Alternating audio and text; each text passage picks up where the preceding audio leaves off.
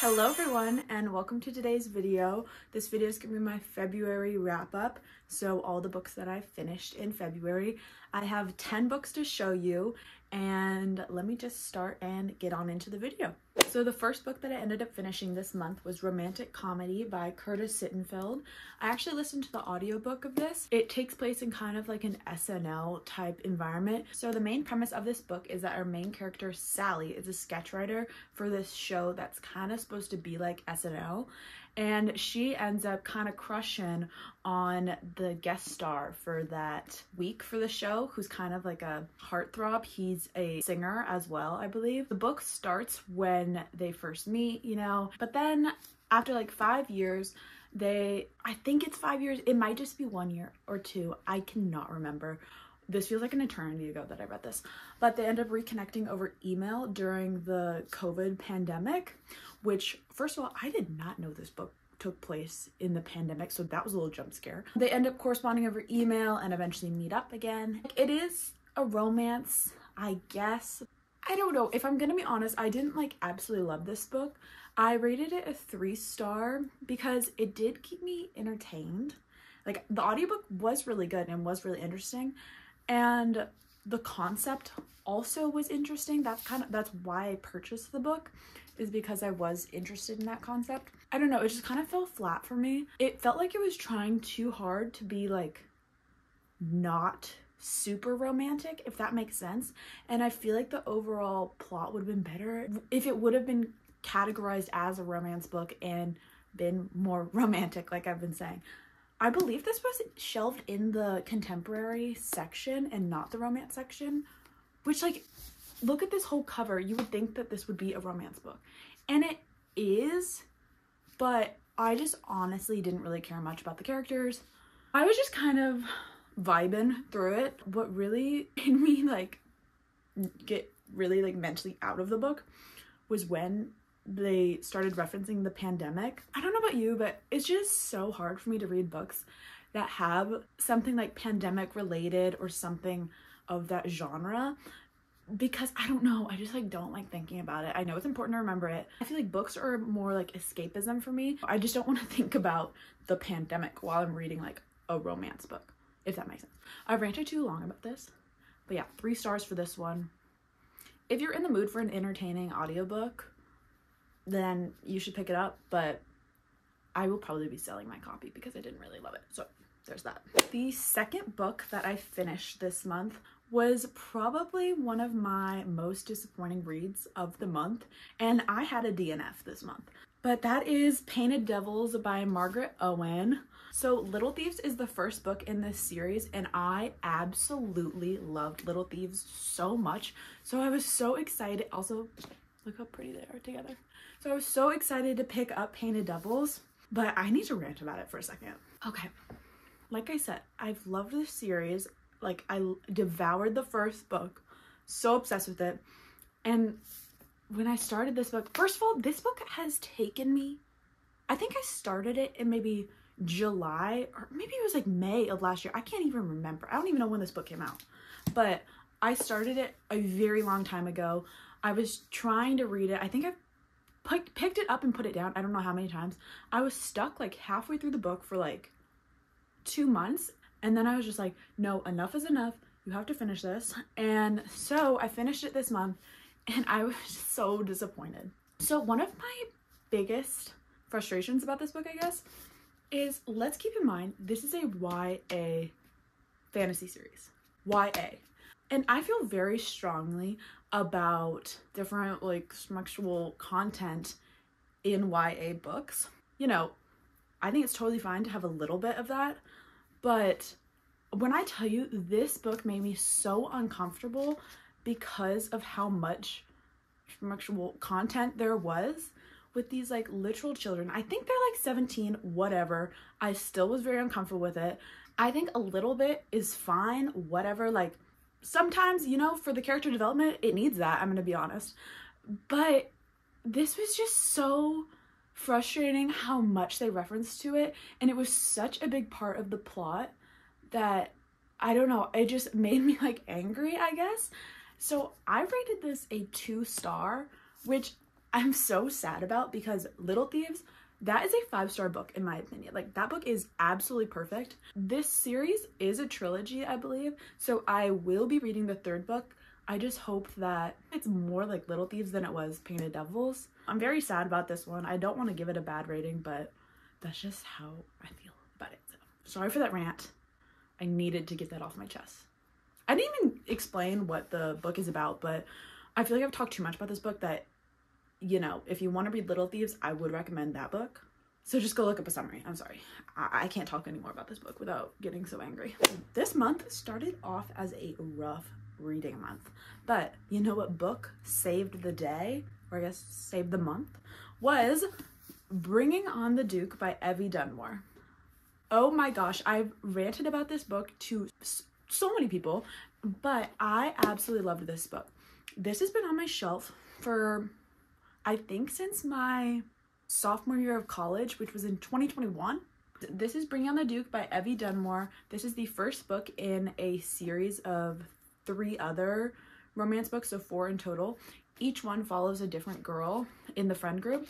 All of the women in the books are part of the women's suffrage movement that's going on through England. And this book follows Annabelle, who is starting school at Oxford. She ends up getting a scholarship through being a part of the women's suffrage movement. And then she bumps into the Duke, and they kind of have an enemies situation. Will they become lovers? Maybe. Who's to tell? But I absolutely loved this. The angst was there.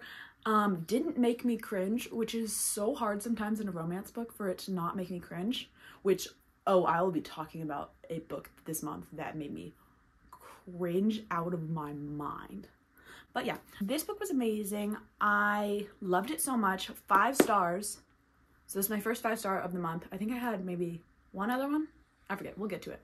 But this was so good. I highly, highly, highly, highly recommend this. Speaking of the book that made me cringe out of my mind, that is none other than Done and Dusted, which happens to be the only book I DNF'd this month, and the only book I've DNF'd this year thus far. I feel bad sometimes, you know, ranting about how much I hated a book. But this one was so bad, I don't even feel bad about ranting about it. I'm sorry. Like, this was horrible. If you enjoyed this book, totally good. I'm happy you enjoyed a book that you were reading. For me, I really, really, really did not enjoy this one. It takes place in a small town in, I believe, Colorado. So first off, I picked this book up because I've seen that like cowboy romances have kind of been trending, and I went to Texas last month to visit my family, and I was like, you know what? Let me try a cowboy romance. Let me see if it's my vibe, if I like it, whatever. So I picked this one up because honestly, this was my first mistake, is that I haven't heard a lot about this book. I feel like I've heard more about, there's like this Elsie Silver book series that I believe is with cowboys, that I've heard a lot more about that. So that was my first mistake. So I picked up Done and Dusted, and I listened to it on my Kindle. Read it on my Kindle. So this book takes place in, I believe it's Colorado, in a small town in Colorado, and the main girl is moving back to her hometown in Colorado because of an accident that happened when she was, I think she's like a professional equestrian. I don't really remember. It's something with horses, and I think she got like booted off the horse or something. I don't remember. But she goes back home and she meets up with her friends, whatever. She goes to a bar and she runs into her brother's childhood best friend that like they both hate each other, whatever. So immediately I was like, ooh, this is gonna be good. Like a good enemies to lovers, my best friend's brother, whatever. When I tell you, this is kind of a spoiler alert, but I need to rant about it. So if you don't want to hear some spoilers, then I'll just put in like a time to skip to, okay? I'm waiting. Okay, so tell me why after 2 weeks, these 2 characters, you know, they hook up or whatever, and they're like, I'm in love with you, I want to be with you forever. After 2 weeks, 2 weeks of being back together, I thought you hated each other. excuse me, what? Like, where is the angst? Where's the drama? Like, there was no drama in this book at all. I feel like Bringing on the Duke was so good because it was such a slow burn. This one, you cannot tell me that these two people, sorry, I'm getting angry. I didn't realize it was gonna be this like heated during this wrap up. But you cannot tell me that these people are not just like physically attracted to each other. Also, I'm so sorry, but the way that the guy in this book, I forget what his name is. I want to say Luke, but I don't remember if that's right. Oh my gosh, the way that he talks to her actually made me want to gouge my eyes out while I was reading it and never look at another book again. I know that's dramatic, but oh, it made me so uncomfortable. Like, I was reading this book before bed because it was my Kindle book, so I read my Kindle books before bed. And I was visibly like cringing. Like, I had to like curl my body up in bed because I was so uncomfortable. Is this the worst book I've ever read? I don't think so, but I really did not like it. And I should end the rant there probably. I promise the rest of the books that I read for this month were honestly really good. So I feel like the negative vibes are over for the most part. Yeah, I'm pretty sure all the rest of the books I read, I have good feelings about them. They might not have been my favorite reads, but I have good feelings about them.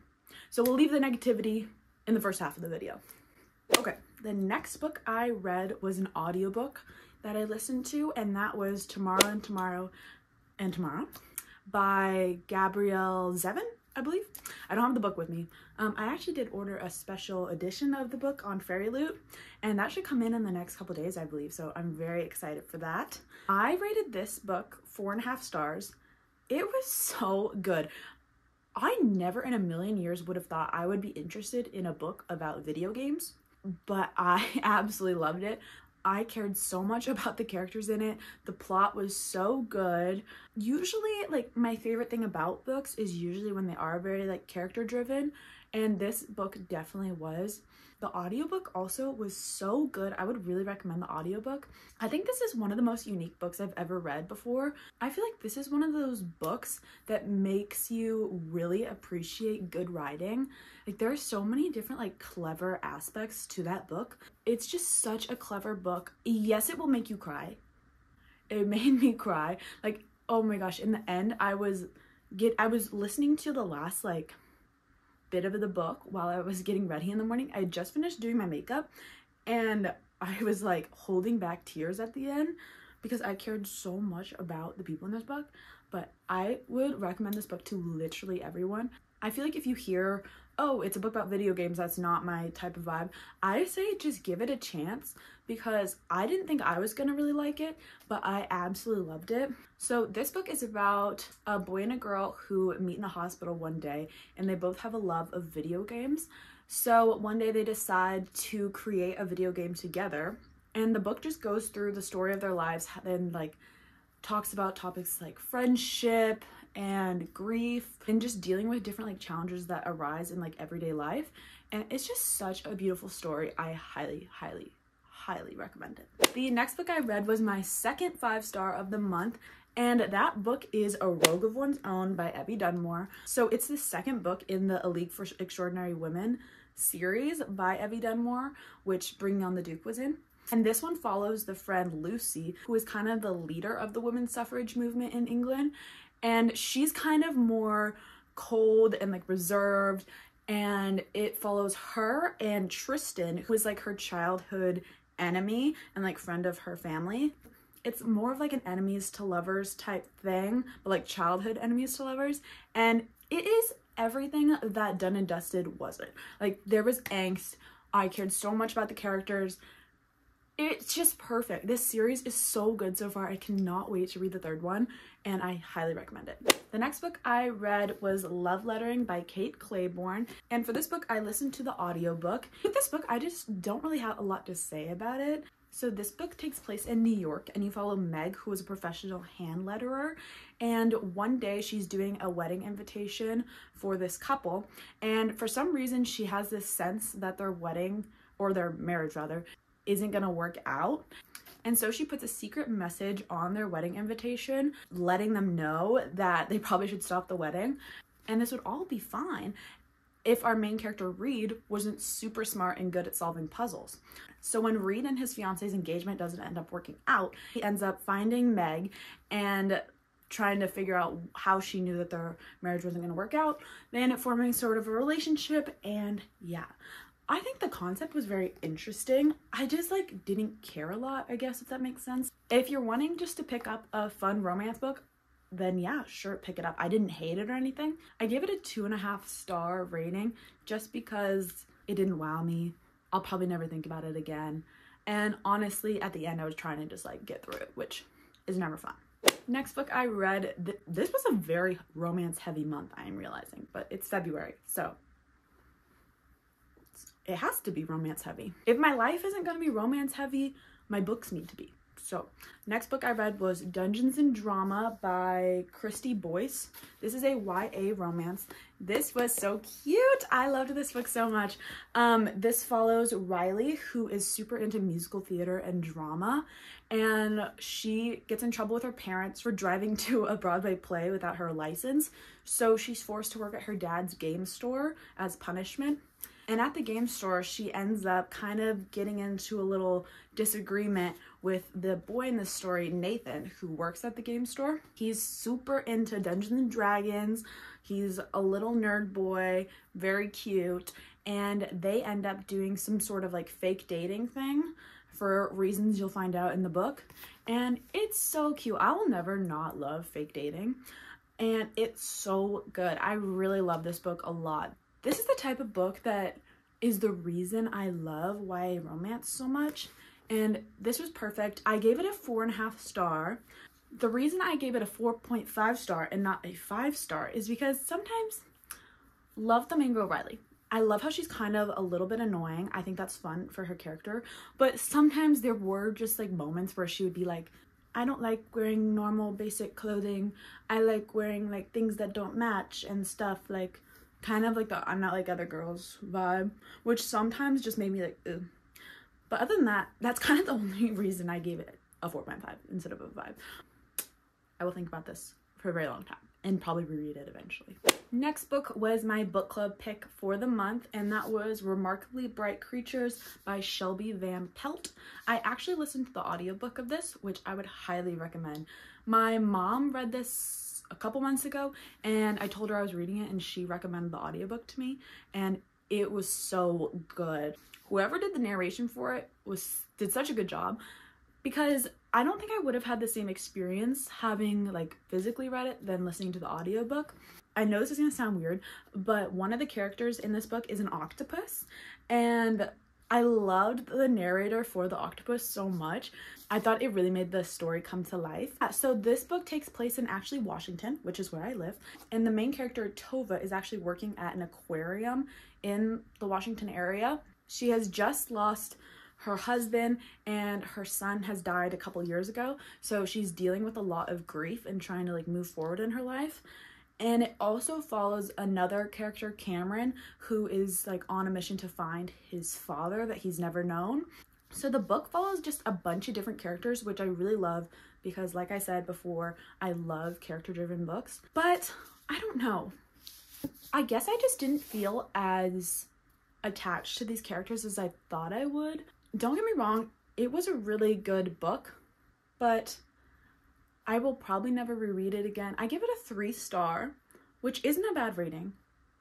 It's like I liked the book, but I'm not like super passionate or excited about it, I guess. Like if you're curious about it, I would say give it a try, but I wouldn't go like out of my way to recommend it to you. I think the problem is I had such high expectations for it because I've just seen so many people like raving about it. So my expectations were high, which is probably a reason why I gave it only a 3-star. But yeah, those are my thoughts about it. And the final book that I read for this month was Pride by Ibi Zoboi.